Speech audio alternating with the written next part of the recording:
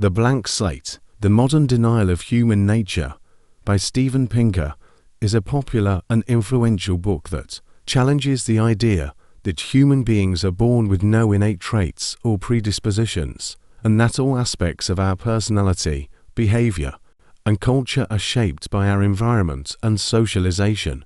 Pinker argues that this view, which he calls the blank slate, is not only wrong but also dangerous, as it denies the biological basis of human nature and opens the door to totalitarianism, relativism, and nihilism.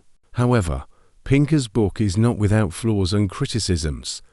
In this blog post, I will point out some of the main problems with his arguments and evidence, and show why the blank slate is not as easily dismissed as he claims.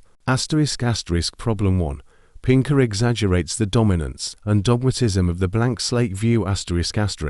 Pinker presents the blank slate as the dominant and unquestioned orthodoxy in the social sciences and humanities, and portrays anyone who challenges it as a brave heretic who faces persecution and censorship. He claims that the blank slate view is motivated by three fears: the fear of inequality, the fear of imperfectibility, and the fear of determinism. He also claims that the blank slate view is supported by three myths: the noble savage, the ghost in the machine, and the doctrine of the good. However, these claims are overstated and misleading. First of all, the blank slate view is not as monolithic or prevalent as Pinker suggests. There are many scholars and thinkers who acknowledge the role of biology and evolution in human nature, but do not subscribe to Pinker's version of evolutionary psychology or behavioral genetics. For example, Noam Chomsky, who is cited by Pinker as a rare exception to the blank slate orthodoxy, has been a vocal critic of Pinker's own work on language and cognition. Chomsky argues that Pinker's approach is too narrow, reductionist, and empiricist, and that it ignores the complexity and creativity of human thought. Secondly, the blank slate view is not as dogmatic or fearful as Pinker suggests. There are many scholars and thinkers who question or challenge some aspects of biological determinism or genetic essentialism, but do not deny or dismiss all evidence or arguments from biology or evolution. For example, Richard Lewontin, who is cited by Pinker as a prominent defender of the blank slate view, has been a pioneer in applying evolutionary theory and genetics to social issues such as race, class, and gender. Lewontin argues that Pinker's approach is too simplistic, deterministic, and ideological, and that it ignores the complexity and variability of human behavior. Thirdly, the blank slate view is not as mythical or irrational as Pinker suggests. There are many scholars and thinkers who use or invoke some concepts or metaphors that Pinker labels as myths, but do not take them literally or dogmatically. For example, Jean-Jacques Rousseau, who is cited by Pinker as the originator of the noble savage myth, did not actually believe that humans were naturally good or peaceful in a state of nature. Rousseau used the idea of the noble savage, a rhetorical device, to criticize the corruption and inequality of civilization. Rousseau argued that humans have natural capacities for reason and morality, but they need proper education and institutions to develop them. Problem 2. Pinker misrepresents or dismisses alternative views and evidence. Pinker presents his own view of human nature as based on solid scientific evidence and rigorous logic, and portrays alternative views as based on ideology or wishful thinking. He claims that his view is supported by four sources: cognitive science, neuroscience, evolutionary psychology, and behavioral genetics. He also claims that his view can explain a wide range of phenomena, such as language, emotion, morality, violence, art, religion, and politics. However, these claims are questionable and problematic. First of all, Pinker's view is not as scientific or objective as he suggests.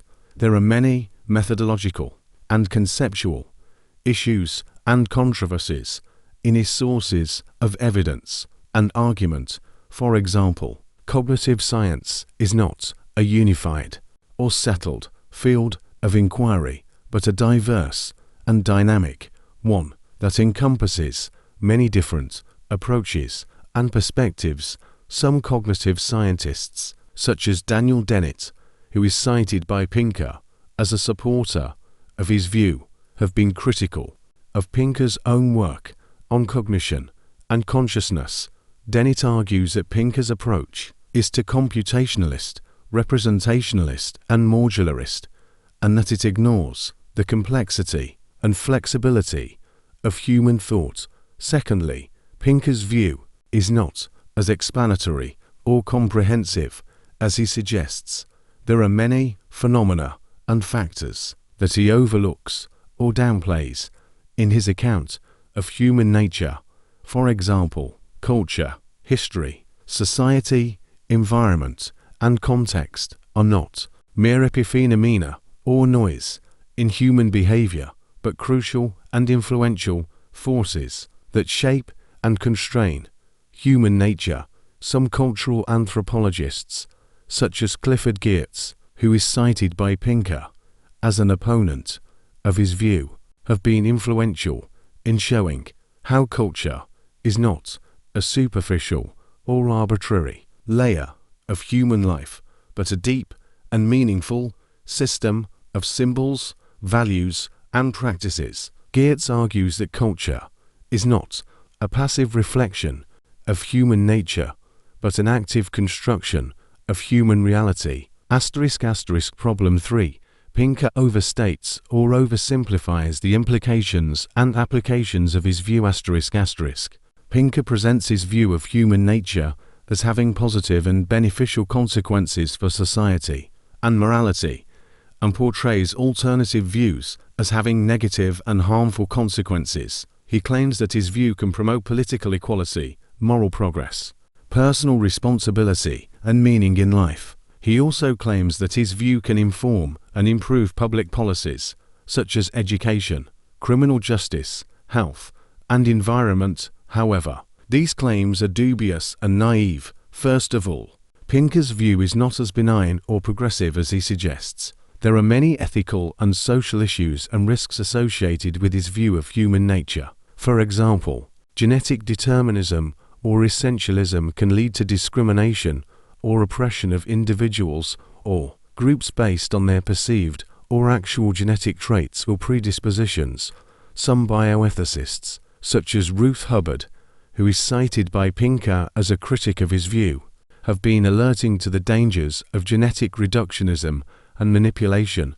Hubbard argues that genetic explanations and interventions are often biased, flawed, or harmful, and that they divert attention and resources from social and environmental causes and solutions. Secondly, Pinker's view is not as relevant or useful as he suggests. There are many practical and contextual challenges and limitations in applying his view of human nature to real-world problems and situations. For example, evolutionary psychology or behavioral genetics cannot provide simple or definitive answers or prescriptions for complex or dynamic phenomena such as education, crime, health, or environment. Some policy analysts, such as Mark Sagoff, who is cited by Pinker as a skeptic of his view, have been questioning the validity and value of biological approaches to social issues. Sagoff argues that biological explanations and recommendations are often irrelevant,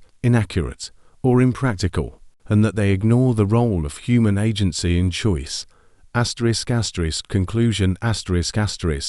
In conclusion, The Blank Slate, The Modern Denial of Human Nature, by Steven Pinker, is a provocative and popular book that challenges the idea that human beings are born with no innate traits or predispositions. However, the book is also flawed and problematic in many ways. It exaggerates the dominance and dogmatism of the blank slate view. It misrepresents or dismisses alternative views and evidence, and it overstates or oversimplifies the implications and applications of